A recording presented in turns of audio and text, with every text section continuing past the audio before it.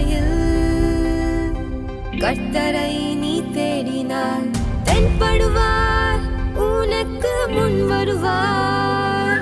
முழு மனதோடு அவரை நீ கூப்பிட்டார், பதில் தருவார், வழி காட்டிடுவார். மகளிர் மன்றாட்டு ஜெப நேரம், மன்றாடி ஜெபிக்க இரு தருணம். மகளிர் மன்றாட்டு ஜெப நேரம், மன்றாடி ஜெபிக்க இரு தருணம்.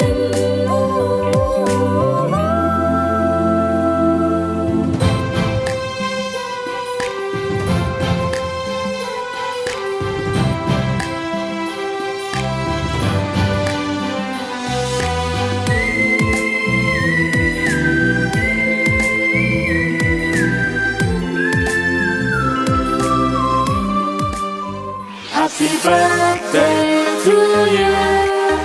Happy birthday to you.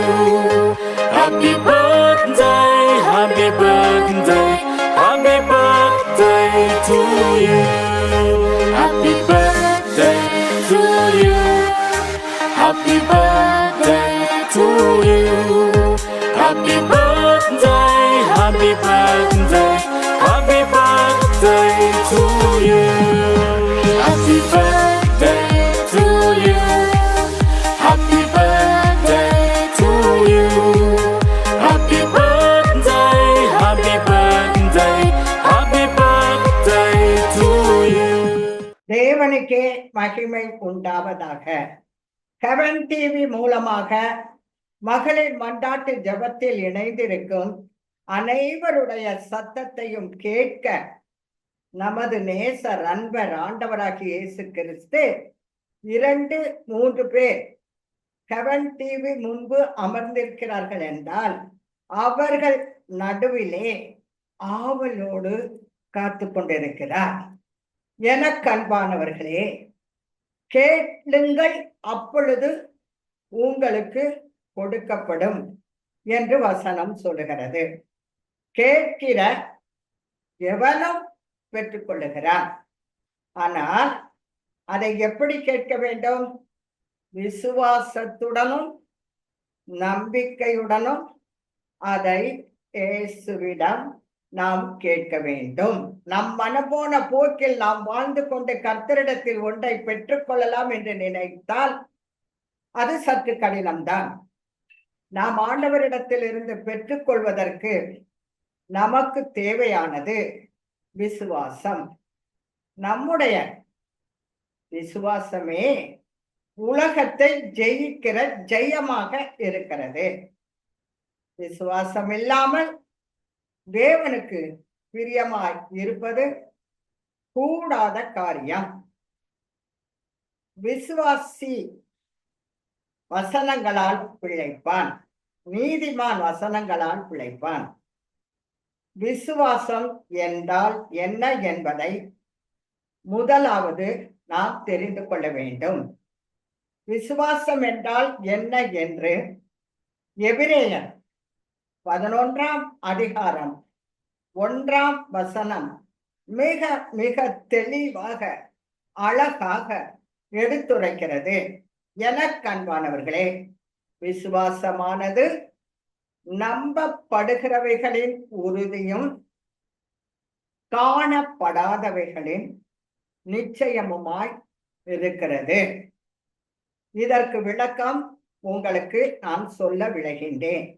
வேதத்தின் உதாரணங்களை எடுத்துக்கொண்டால் ஆபிரகாம், சாராளை சொல்லலாம். ஆனால் இந்த இடத்திலே நான் என்னுடைய ஒரு சாட்சியை சொல்ல விளைகின்றேன். எனக்கு அன்பானவர்களே, சில மாதங்களுக்கு முன்பு நான் மிகவும் மோசமாக கீழே விழுந்து விட்டேன். என்னுடைய இடது பக்கத்து காலில் உள்ள எலும்புகள் 3 இடத்தில் அது உடைந்து அப்படியே அது தொங்கிக் கொண்டு ஆடிக்கொண்டு இருந்தது. அதை நான் பின்னர் தான் பார்த்தேன்.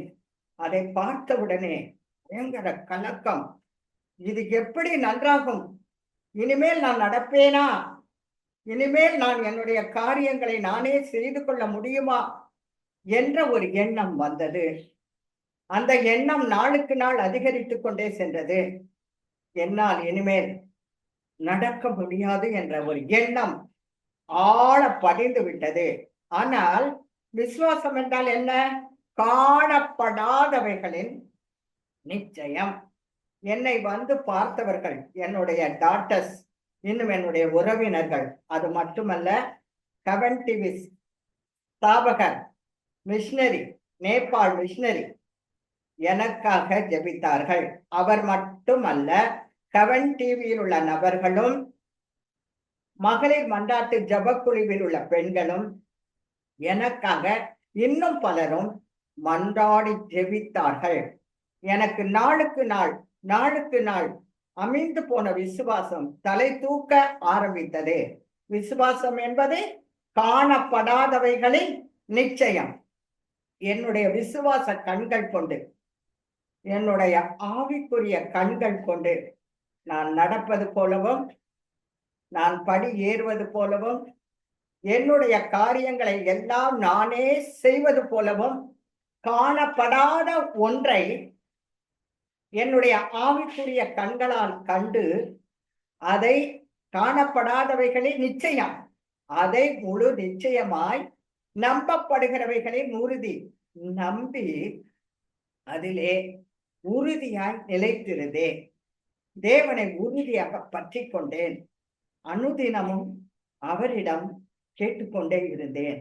கர்த்தர் பெரியவர், பெரிய காரியங்களை செய்கிறவர், மகத்துவமான காரியங்களை செய்கிறவர், புத்தி கெட்டாத பெரிய காரியங்களை செய்கிற தேவன், எண்ணி முடியாத அதிசயங்களை செய்கிற தேவன், கிரகிக்க முடியாத பெரிய காரியங்களை செய்கிற தேவன், நான் நடக்கும்படியாக கர்த்தர் கிருபை செய்தார். ஆமென், அல்லேலூயா. இன்றைக்கு நான் நன்றாக நடக்கிறேன். சொல்ல போனால் முன்பு இருந்ததை விட இப்பொழுது நடை மிகவும் நார்மல் ஆகிவிட்டது. இது தேவனுடைய மகா பெரிய கிருபை. எனக்கு அன்பானவர்களே, இன்றைக்கு இதே போன்ற சூழ்நிலையில் இருக்கின்ற உங்கள் அனைவருடைய நம்ப முடியாது என்று நினைத்து கொண்டிருக்கிற, இது நடக்காது, இது முடியாது, இது கூடாது என்று நீங்கள் நினைத்து கொண்டிருக்கிற காரியங்களை எல்லாம் ஆவிக்குரிய கண்கள் கொண்டு, விசுவாச கண்கள் கொண்டு, காணப்படாதவைகளின் நிச்சயம், நம்பப்படுகிறவைகளின் உறுதிதான் விசுவாசம். இந்த விசுவாசத்தோடு இன்றைக்கு இந்த ஜெபத்தில் நீங்கள் கலந்து கொண்டு, உங்கள் தேவை என்னவோ அதை நீங்கள் கேட்கும் பொழுது கர்த்தர் நிச்சயமாகவே உங்களுக்கும் செய்வார். அதில் எந்தவித ஐயமும் இல்லை. கர்த்தர் நல்லவர், அவர் கிருபை என்றும் உள்ளது, என்றென்றும் உள்ளது. கேட்பீர்களா? ஆசீர்வாதத்தை பெற்றுக்கொள்வீர்களா? ஆயத்தமா? கரங்களை தட்டி, கரங்களை அசைத்து, கரங்களை உயர்த்தி தேவனுக்கு மகிமையை செலுத்துவோமா? ஆமென், அல்லேலூயா. ஜெபிப்போம். அன்புள்ள நல்ல இயேசுவே, இந்த நல்ல அதிகாலை நேரத்திற்காகவும் புதிய நாளுக்காகவும் உமக்கு நன்றி செலுத்துகிறேன். இந்த வருடத்திற்குள், புதிய வருடத்திற்குள் பிரவேசிக்க கிருபை செய்த தேவனே, இருதய நாளத்திலிருந்து நன்றி அறிதலோடு துதிகளையும் ஸ்தோத்திரங்களையும் செலுத்துகிறேன். கர்த்தாவே, இந்த நாளிலே அதிகாலையிலே உம்முடைய கிருபை புதிய புதிய கிருபைகளாக இருக்கிறபடியால் உம்முடைய புதிய கிருபைகளால் எங்களை நீர் நிறைத்தரலும். இந்த நாளை உம்முடைய கரத்தில் நாங்கள் ஒப்புவித்து தொடங்குகிறோம். இந்த கிருபை எங்களை சூழ்ந்து கொள்ளட்டும், எங்களை வழி நடத்தட்டும். கர்த்தாவே, என்னை பலப்படுத்துகிற கிறிஸ்துவினாலே எல்லாவற்றையும் செய்ய எனக்கு பலனுடைய என்று வசனம் சொல்லுகிறது. இந்த நாளுக்குரிய பலனை இந்த நாளிலே, இந்த நேரத்திலே, இந்த நிமிடத்திலே எங்கள் ஒவ்வொருவருக்கும் நீர் கட்டளையிட்டருளும். பரிசுத்த ஆவியானவரே, உம்முடைய பலத்தால் எங்களை இடைக்கட்டி அருளும். கர்த்தாவே, நீர் அப்படி செய்ய வல்லவராக இருக்கிறபடியால் உமக்கு ஸ்தோத்திரம் செலுத்துகிறேன். இந்த நாளிலே பகலிலே வெயிலாகிலும் இரவிலே நிலவாகிலும் உன்னை சேதப்படுத்துவதில்லை. உன் போக்கையும் உன் வரத்தையும் இது முதற்கொண்டு என்றென்றைக்கும் ஆசீர்வதிப்பேன் என்று வாக்களித்த தேவன், வாக்கு மாறாத தேவன், இந்த நாளிலே எங்களுடைய தெய்வீக பாதுகாப்புக்கு உங்களுடைய கரத்தில் இருக்கிறபடியால் எங்களை பாதுகாத்திரடும். எங்கள் வாயின் வார்த்தைகளை நாங்கள் காத்துக்கொள்ள இந்த நாள் முழுவதும் நீர் கிருபை பாராட்டும். எங்கள் இருதயத்தின் தியானமும் எங்கள் வாயின் வார்த்தைகளும் உம்முடைய சமூகத்தில் பிரீதியாய் இருப்பதாக. இந்த நாள் முழுவதும் உம்முடைய கரம் பிடித்து எங்களை வழி நடத்தி எங்கள் தேவைகளை சந்தித்து எங்கள் மன்றாட்டுகளுக்கு இந்த நாளிலே இப்பொழுது பதிலளித்து எங்களை ஆசீர்வதித்து அனுப்ப வேண்டும் என்று இயேசு கிறிஸ்துவின் மூலம் வேண்டிக் கொள்கிறேன். ஜீவனுள்ள நல்ல பிதாவே, ஆமென், ஆமென், ஆமென். அல்லேலூயா, அல்லேலூயா, அல்லேலூயா. சில நிமிடங்கள் நாம் நமது தேவனை துதிப்போமா? துதிகளுக்கு பாத்திரரே, துதிகளின் நடுவில் வாசம் பண்ணுகிறவரே, துதிகனா மகிமை பெற்றுக்கொள்ள தகுதியுடையவரே, தூயாதி தூயவரே, மாசற்றவரே, குற்றமற்றவரே, மாறாதவரே, கைவிடாதவரே, அன்புள்ளவரே, ஆசீர்வதிக்கிறவரே, பெருகச் செய்கிறவரே, தேவாதி தேவனே, உம்மை துதிக்கிறேன், உம்மை ஸ்தோத்தரிக்கிறேன். கீழாக்காமல் மேலாக்குகிறவரே, பாலாக்காமல் தலையாக்குகிறவரே, எங்கள் தேவைகளை சந்திக்கிறவரே, காரியங்களை வாய்க்க பண்ணுகிறவரே, ஒத்தாசைகளை அனுப்புகிறவரே, சகாயம் செய்யும் கேடயமே, மகிமை நிறைந்த பட்டயமே, உம்மை துதிக்கிறேன், உம்மை ஸ்தோத்தரிக்கிறேன். தகப்பனை போல தூக்கி சுமப்பவரே, தாயை போல தேற்றுகிறவரே, நல்ல மெய்ப்பரே, ஆத்தும நேசரே, ஆத்தும மணவாளனே, 10,000களில் சிறந்தவரே, வெண்மையும் சிவப்புமானவரே, சாரோனின் ரோஜாவே, பள்ளத்தாக்கின் லீலியே, கந்தவர்க்க பாத்தி கன்னங்களை உடையவரே, லீலி புஷ்பம் போன்ற உதடுகளை உடையவரே, உம்மை துதிக்கிறோம் ராஜா, உம்மை ஸ்தோத்தரிக்கிறோம். எங்களை காண்பவரே, எங்களை அறிந்திருக்கிறவரே, எங்கள் பாதகங்களை மாற்றுகிறவரே, நேற்றும் என்றும் என்றும் மாறாதவரே, உம்மை துதிக்கிறேன், உம்மை ஸ்தோத்தரிக்கிறேன். இந்த நாளிலே எங்கள் விண்ணப்பங்களுக்கும் எங்கள் ஜெபங்களுக்கும் எங்கள் மன்றாட்டுகளுக்கும் நீர் பதில் கொடுத்து எங்களை ஆசீர்வதித்து அனுப்புவீர் என்ற விசுவாசத்தோடு இந்த துதி பலிகளையும் ஸ்தோத்திர பலிகளையும் நன்றி பலிகளையும் இயேசு கிறிஸ்துவின் மூலம் சமர்ப்பிக்கிறேன். ஜீவனுள்ள நல்ல பிதாவே, ஆமென், ஆமென். அல்லேலூயா, அல்லேலூயா. எனக்கு அன்பானவர்களே, புதிய வருடத்திற்குள் பிரவேசித்து விட்டோம். ஆனால் பரிசுத்த ஆவியானவர் நம்முடைய குடும்பங்கள் சீர்திருத்தப்பட வேண்டும் என்பதிலே மிகவும் அக்கறை உள்ளவராக இருக்கிறார். குடும்பங்கள் சீர்திருத்தப்பட்டால் அநேக குடும்பங்கள் இயேசு கிறிஸ்துவின் குடும்பங்களாக மாறும் பொழுது சமுதாயத்திலே ஒரு மாற்றம் உண்டாகும். சமுதாயத்திலே ஒரு மாற்றம் உண்டாகும் பொழுது தேசத்திலே ஒரு மாற்றம் உண்டாகும். தேசத்தில் உள்ள குற்றங்கள் குறைபாடுகள் குறைய ஆரம்பிக்கும். மூல காரணம் எங்கு தொடங்குகிறது? ஒரு குடும்பத்தில் தொடங்குகிறது. முதலாவதாக குடும்பம் கட்டப்பட வேண்டும். இஸ்ரவேலே, நீ கட்டப்படுவாய், நான் உன்னை கட்டுவேன்.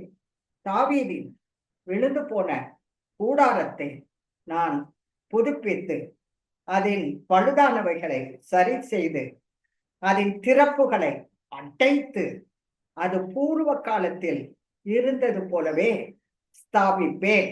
இதை நான் சொன்னேன், நான் செய்கிறேன் என்று இயேசு தேவன் வாக்களிக்கிறார்.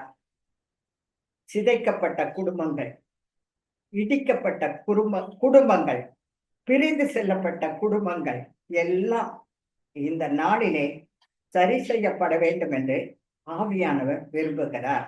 உங்கள் முயற்சியை நீங்கள் செய்யும் பொழுது தேவன் கரம் நீட்டப்படும், உங்கள் குடும்பம் கட்டப்படும்.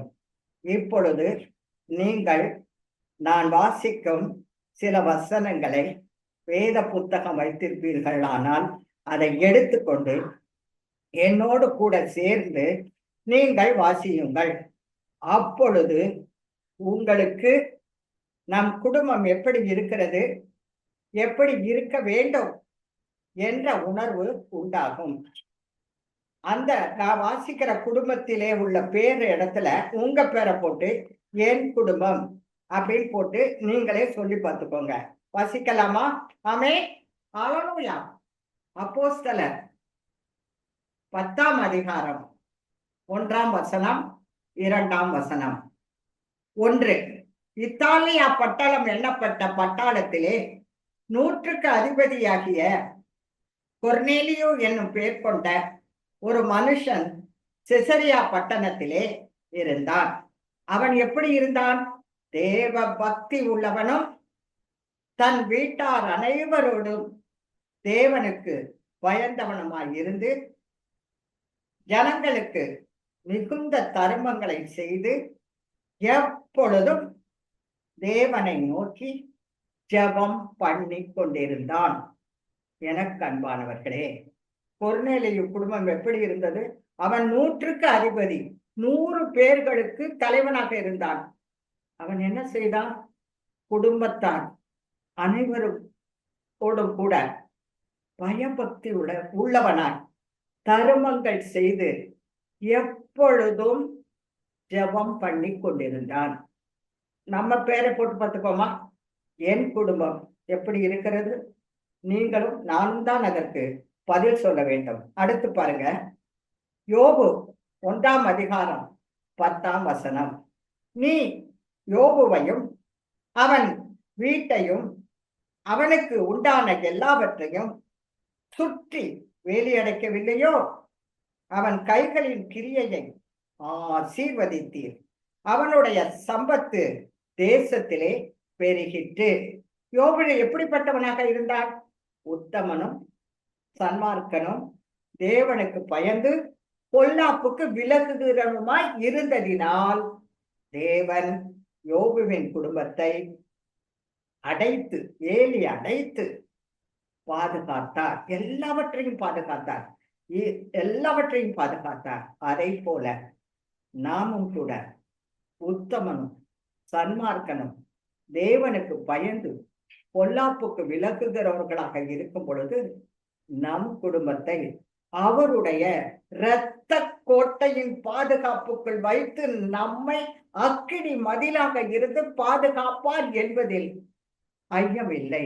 நிச்சயமாகவே பாதுகாப்பார். யோபுவின் குடும்பம் எப்படி இருந்தது? பேரை போட்டுக் கொள்ளுங்கள். நீங்கள் கேட்கலாம், யோபுவுக்கு எத்தனை பாடு வந்தது? அது கொஞ்ச நாட்கள் தான். ஆனால் அவன் பின்னிலைமையை பார்த்தீர்களா? எத்தனையாக ஆசீர்வதிக்கப்பட்டான். ஆகவே எனக்கு அன்பானவர்களே, இந்த நாளிலே உங்கள் குடும்பங்கள் சீர்திருத்தப்பட வேண்டும். ஆமென். அல்லேலூயா. அடுத்தது பாருங்க, யோசுவா 24ஆம் அதிகாரம் 15ஆம் வசனம். கர்த்தரை சேவிப்பதை உங்களுக்கு ஆகாததாய் கண்டால் பின்ன யாரை சேவிப்பீர்கள் என்று இன்று தெரிந்து கொள்ளுங்கள். நதிக்கு அப்புறத்தில் உங்கள் பிதாக்களை சேவித்த தேவர்களை சேவிப்பீர்களோ? நீங்கள் வாசம் பண்ணுகிற தேசத்து குடிகளாகிய எமோரியரின் தேவர்களை சேவிப்பீர்களோ? ஆனால் நானும் என் வீட்டாரமோ வென்றால் கர்த்தரையே சேவிப்போம். நானும் என் வீட்டாரமோ வென்றால் கர்த்தரையே சேவிப்போம். நீங்கள் என்ன சொல்லுகிறீர்கள்? சொல்ல முடியுமா? தைரியமாக சொல்ல முடியுமா? கர்த்தர் பார்க்கிறவராக இருக்கிறார் அல்லவா? உங்க குடும்பம் எப்படி இருக்கிறது என்று பார்த்து கொண்டு இருக்கிறார் அல்லவா? சொல்லுங்கள், இந்த நேரத்திலே மாற்றிக்கொள்ளுங்கள். நானும் என் வீட்டார் ஒரு யோசுவாவை போல கர்த்தரையே சேவிப்போம். ஆமென். அல்லேலூயா. அடுத்து பாருங்க, 1 நாளாகமம் 17ஆம் அதிகாரம் 27ஆம் வசனம். தாவீதின் குடும்பம். இப்போதும் உமது அடியானின் வீடு என்றைக்கு உமக்கு முன்பாக இருக்கும்படிக்கு அதை ஆசீர்வதித்தருளினீர். தேவரீர் அதை ஆசீர்வதித்தபடியினால் அது என்றைக்கும் ஆசீர்வதிக்கப்பட்டிருக்கும். உங்கள் குடும்பம், நமது குடும்பம் தேவனுக்கு முன்பாக இப்போ இருக்கும்னா அது எந்த நிலையில இருக்கும்? தாவீது சொல்ற மாதிரி இருக்குமா? உமக்கு முன்பாக என் குடும்பம் இருக்கும்படிக்கு தேவரே நீ அதை ஆசீர்வதித்தருளினீர், அதனால் அது என்றைக்கும் ஆசீர்வதிக்கப்பட்டிருக்கும். சொல்ல முடியுமா? நம் குடும்பம் என்றைக்கும் ஆசீர்வதிக்கப்பட்டிருக்கும் என்று சொல்ல வேண்டும் என்றால் தேவனுக்கு முன்பாக நம் குடும்பம் இருக்கும்படி அவர் நம் குடும்பத்தின் தலைவராக இருந்து நம்மை வழி நடத்த வேண்டும். இந்த நாளிலே குடும்பத்தை விட்டு பிரிந்திருந்தால், குடும்பத்தினரோடு பேசாமல் இருந்தால், ஒரே குடும்பத்தில் வாழ்ந்து கொண்டு சுவற்றில் பேசுவது போல கணவன் மனைவியிடம் பேசுவான், சுவற்றில் பேசுவது போல பதில் சொல்லுவான். சுவர் ஒரு நாள் எழுந்து சாட்சி சொல்லும் என்று வசனம் சொல்லுகிறது. அப்பொழுது அந்த சுவர் என்ன சொல்லும்? நீங்கள் பேசிக்கொண்டதை தான் சொல்லும். ஆகவே இந்த நாளிலே எனக்கு அன்பானவர்களே, உங்கள் குடும்பம் ஒரு யோபுவின் குடும்பம் போல, ஒரு யோசுவாவின் குடும்பத்தை போல, ஒரு கொர்நேலியின் குடும்பத்தை போல, ஒரு தாவீதின் குடும்பத்தை போல ஆசீர்வதிக்கப்பட்ட குடும்பமாக மாற வேண்டுமா? கர்த்தருக்கு பயந்து நல்மனம் பொருந்தி இந்த நாளில் தானே உங்கள் குடும்பத்தாரோடு இணைந்து உங்கள் சிதைக்கப்பட்ட குடும்பம், உங்கள் இடிக்கப்பட்ட குடும்பம் அது அலங்காரமான குடும்பமாக, ஒரு இயேசுவின் குடும்பமாக மாற வேண்டும் அல்லவா? ஒப்பு கொடுப்பீர்களா? அர்ப்பணிப்பீர்களா? தாழ்த்துவீர்களா? குடும்பத்தோடு நல்மணம் பொருந்துவீர்களா? மனைவியை நேசிப்பீர்களா? கணவனை நேசிப்பீர்களா? பெற்றோரை பிள்ளைகளை நேசிப்பீர்களா? பிள்ளைகளை பெற்றோரை நேசிப்பீர்களா? இப்பொழுது ஒரு பாடலை பாடும் பொழுது நீங்கள் உங்களை அர்ப்பணித்து நல்மணம் பொருந்தி குடும்பத்தார் அனைவரோடு கூட ஒரு ஒற்றுமை உள்ள, ஒரு வேறுபாடற்ற ஒரு இயேசுவின் குடும்பமாக மாற வேண்டும். நாங்கள் ஒரு பாடலை பாடும் பொழுது உங்களை தேவனுக்கு அர்ப்பணியுங்கள். ஆமென். அல்லேலூயா. இயேசுவின் குடும்பம் ஒன்று உண்டு, அன்பு நிறைந்திடும் இடம் உண்டு. இயேசுவின் குடும்பம் ஒன்று உண்டு, அன்பு நிறைந்திடும் இடம் உண்டு.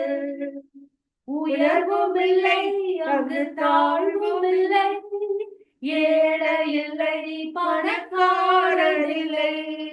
உயர்வும் இல்லை அங்கு தாழ்வும் இல்லை, ஏழை இல்லை பணக்காரர் இல்லை. ராஜாதி ராஜா இயேசு என்றென்றும் ஆடிடுவார். ராஜாதி ராஜா இயேசு என்றென்றும் ஆடிடுவார். இயேசுவின் குடும்பம் ஒன்று உண்டு, அன்பு நிறைந்திடும் இடம் உண்டு. பாவமில்லை அங்கு சாபமில்லை, வியாதி இல்லை கடும் பசியும் இல்லை. பாவமில்லை அங்கு சாபமில்லை, வியாதி இல்லை கடும் பசியும் இல்லை. ராஜாதி ராஜா இயேசு என்றென்றும் காத்திடுவார். ராஜாதி ராஜா இயேசு என்றென்றும் காத்திடுவார்.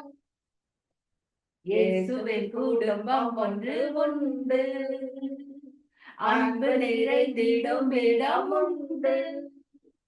இன்பம் உண்டு, சமாதானம் உண்டு, வெற்றி உண்டு, துதி பாடல் உண்டு.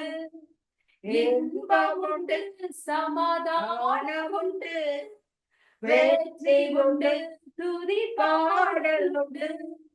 ராஜாதி ராஜா இயேசு என்றென்றும் நீதிடுவார். ராஜாதி ராஜா இயேசு என்றென்றும் நீதிடுவார். ஆமென். ஹல்லேலூயா. கவன் டிவிக்காக நாம் ஜெபிக்க கடமைப்பட்டு இருக்கிறோம். இப்பொழுது நீங்கள் ஒப்பு கொடுத்திருக்கிறீர்கள். இனிமேல் அது உங்கள் கரத்தில் இருக்கிறது. உங்கள் குடும்பத்தோடு ஒற்றுமையாகி இணைந்து இயேசுவின் குடும்பமாக மாறி அதை கவன் டிவிக்கு தெரியப்படுத்துங்கள். இப்பொழுது நாங்கள் குடும்பமாக இயேசுவின் குடும்பமாக மாறி சந்தோஷமாக மகிழ்ச்சியாக சந்தோஷமாக வாழ்ந்து கொண்டிருக்கிறோம் என்பதை நாங்களும் அறிந்து கொள்ள வேண்டுமா அல்லவா? தெரியப்படுத்துங்கள். கவன் டிவி 16வது பிறந்த நாளை இந்த ஆண்டு சமீபத்திலே கொண்டாடி இருக்கிறது. ஒரு சேனல் நடத்த வேண்டுமானால் அதற்கு எவ்வளவு பணங்கள் வேண்டும், எவ்வளவு கடினமான உழைப்பு வேண்டும் என்பது நம் அனைவருக்கும் நன்றாக தெரிந்த ஒன்று. ஆனால் தங்கு தடையின்றி இந்த கவன் டிவி 16வது ஆண்டுக்குள் அடியெடுத்து வைத்திருக்கிறது என்றால் அதற்கு யார் காரணம்? அந்த ராஜாதி ராஜன், தேவாதி தேவன், கர்த்தாதி கர்த்தர் தமது அனாதி தீர்மானத்தின்படி இந்த ஹெவன் டிவியை உண்டாக்கும்படி சொல்லி சகோதரர் மிஸ்டர் மேத்யூ அவர்களுக்கு கொடுத்தபடியால் அந்த தரிசனம் நிறைவேறி இன்றைக்கு நமக்கும் அவர் பாதத்தில், அன்பரின் பாதத்தில் அமர்ந்து ஒரு நாளைக்கு 1 மணி நேரம் ஜெபத்திலே இணையும்படியான ஒரு சந்தர்ப்பத்தையும் ஒரு வாய்ப்பையும் தேவன் நமக்கு கொடுத்திருக்கிறார். ஆகவே இந்த நேரத்தில் கவன் டிவிக்கு இந்த வருடம் முழுவதும் 16வது பிறந்த நாள். ஆகவே எனக்கு அன்பானவர்களை, எல்லாரும் கரங்களை நீங்கள் அமர்ந்திருக்கிற அந்த கவன் டிவிக்கு நேராக நீட்டுவீர்களா? இயேசு கிறிஸ்துவின் நாமத்தினாலே வாழ்த்துகிறேன், ஹாப்பி பர்த்டேன்னு சொல்லுவீர்களா? கவன் டிவிக்கு ஹாப்பி பர்த்டே. ஏனென்றால் அது உயிருள்ள ஒரு சேனல். அநேகரை தன்னுடைய பாடல்கள் மூலம், தன்னுடைய செய்திகள் மூலம், மகளிர் மன்றாட்டு ஜபத்தின் மூலம், இன்னும் பலருடைய புரோகிராம்ஸ் மூலம் அநேகரை ரட்சிப்புக்குள்ளாக விலையேறப்பட்ட ரட்சிப்பை கொடுத்து கொண்டிருக்கிற ஒரு ஜீவன் உள்ள டிவியாக இருக்கிறபடியால் நாம் வாழ்த்தி இருக்கிறோம். அது இன்னும் கோடா கோடியா பெருகும்படியாய் உள்ளத்தின் ஆழத்தில் இருந்து சொல்லுவோமா? கோடா கோடியாய் பெருகுவாய், கர்த்தர் கிருபை செய்வார். ஆமென். ஜெபிப்போம். அன்புள்ள நல்ல பிதாவே, கவன் டிவிக்காக வருகிறோம். இத்தனை நாட்களாக, இத்தனை வருடங்களாக ஒவ்வொரு நாளும் கிருபையினாலும் இரக்கத்தினாலும் தயவினாலும் காருண்யத்தினாலும் யெகோவா ஈரையா இருந்து தேவைகளை சந்தித்து ஒத்தாசைகளை அனுப்பி காரியங்களை வாய்க்க பண்ணி நடத்தி கொண்டு வருகிறீரே, அது சகோதரனுக்கும் அங்கே பணிபுரியும் ஒவ்வொருவருக்கும் பலத்தை கொடுத்து வருகிறீரே, உமக்கு நன்றி ராஜா, உமக்கு நன்றி. தொடர்ந்து அந்த கவன் டிவியையும் ஸ்தாபகர் குடும்பத்தினரையும் மற்ற அங்குள்ள நபர்கள் குடும்பத்தினரையும் உம்முடைய அன்பின் பாதுகாப்பின் கருத்துக்குள் ஒப்புக் கொடுக்கிறேன். இன்னும் அநேக தேவைகள் இருக்கிறது, அநேக திட்டங்கள் நிறைவேற்றி கொண்டு வருகிறது. கவன் கார்டன் கட்டுமான படிக்க வேண்டிய தேவைகள் இருக்கிறது. அதற்கான ஜெபங்கள் ஏறெடுக்கப்பட்டு வருகிறது. இந்த நேரத்திலே நீர் நோக்கி பார்த்து எங்கள் சத்தத்தை கேட்கிற தேவன், விசுவாசத்தோடு எவைகளை கேட்பீர்களோ அவைகளை பெற்றுக்கொண்டோம் என்று விசுவாசித்தால் அது உங்களுக்கு தரப்படும் என்று வசனம் சொல்லுகிறபடியால் கவன் டிவிக்கு உரிய அனைத்து ஆசீர்வாதங்களையும் இந்த நிமிடத்தில் பரலோகமாகிய நல்ல பொக்கிஷசாலியாகிய பரலோகத்தை திறந்து இந்த நாளிலே நீர் பூரணமான வரத்தையும் எல்லா விதமான நன்மைகளையும் ஜோதிகளின் பிதாவினிடத்தில் இருந்து இறக்கி தந்து அந்த டிவி, அந்த கவன் டிவி இன்னும் அதிகமாக பெருக எல்லையை விரிதாக்கி புதிய திட்டங்களை தந்து, புதிய ஆண்டிலே புதிய ஆசீர்வாதங்களை தந்து, புதிய மறுமலர்ச்சிகளை தந்து புதிய எக்யூப்மெண்ட்ஸை தந்து நீர் ஆசீர்வதித்து வரல வேண்டும் என்று இயேசு கிறிஸ்துவின் மூலம் வேண்டிக் கொள்கிறேன் நல்ல பிதாவே. ஆமேன், ஆமேன், ஆமேன். பிறந்த நாள், திருமண நாள் கொண்டாடுகிறவர்களுக்காக நாம் ஜெபிக்க கடமைப்பட்டிருக்கிறோம். அன்பானவர்களே, திருமண நாள் கொண்டாடுகிறவர்களுக்கு விசேஷமாக ஒன்று சொல்லிக்கொள்ள விரும்புகிறேன். வசனத்தை கேட்டிருக்கிறீர்கள் அல்லவா? குடும்பமாக இருக்கிறீர்களா? ஒவ்வொருவருடைய கரத்தை பிடித்துக் கொள்ளுங்கள். பேசாமல் இருந்தால் இன்று பவுல் அப்போஸ்தலர் வலது கை கொடுத்து ஆசீர்வதித்தது போல உங்கள் மனைவிக்கு வலது கையை கொடுங்கள், உங்கள் கணவனுக்கு வலது கையை கொடுங்கள். உங்கள் பெற்றோர்களாக இணைந்து ஒரு மனதோடு இயேசுவின் குடும்பமாக மாறி இந்த ஜெபத்தில் இணைந்து கொள்ளுங்கள். அன்புள்ள நல்ல பிதாவே, பிறந்த நாள் கொண்டாடுகிறவர்களையும் திருமண நாள் கொண்டாடுகிறவர்களையும் நீர் ஆசீர்வதித்தனர். உம்முடைய பரிசுத்த வல்லமையுள்ள மகத்துவ நிறைந்த மாட்சிமை பொருந்திய அன்புள்ள கரத்தால் நீட்டி அவர்களை ஆசீர்வதித்தரணும். கடந்த காலத்தில் இருந்த துன்பங்கள் தொடர்ந்து இந்த ஆண்டு காணப்படக்கூடாது.